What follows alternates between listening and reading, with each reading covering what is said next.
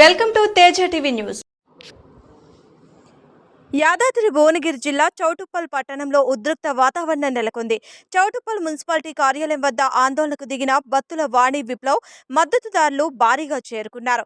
13వ ward నుండి కౌన్సిలర్గా గెలిచిన బత్తుల వాణిని మున్సిపల్ చైర్మన్గా ప్రకటిస్తారని ఆశించిన మద్దతుదారులు ఆ పదవి స్థానికేతరులకు ఇవ్వబోతున్నారని ఆరోపిస్తూ నిరసన వ్యక్తం చేశారు.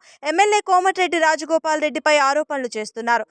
మోగుదాల పావని, రమేష్ గౌడ్లకు చైర్మన్ పదవి ఇస్తున్నారని ప్రచారం జరుగుతుందని, స్థానికులకు అవకాశం ఇవ్వాలని డిమాండ్ చేస్తున్నారు. మున్సిపల్ కార్యాలయం వద్ద ఉద్రిక్త పరిస్థితులు నెలకొనడంతో పోలీసులు భారీగా మోహరించారు. పరిస్థితిని అదుపులోకి తీసుకురావడానికి ప్రయత్నాలు కొనసాగుతున్నాయి.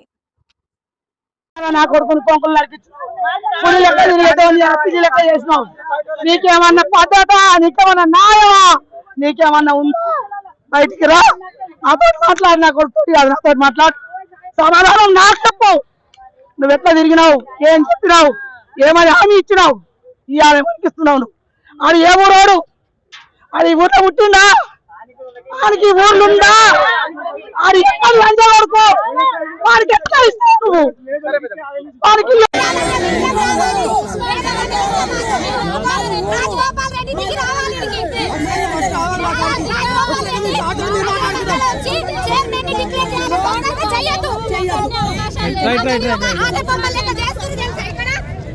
రెడ్డి గారు చౌటుప్పల్ స్థానికులకే ఇవ్వాలి.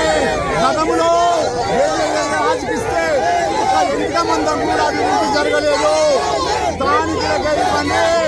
రాజగోపాల్ రెడ్డి దయచేసి మేము 25 ఏళ్ల సందిగ్ధ జెండా వచ్చినాము. రాజగోపాల్ రెడ్డి గారు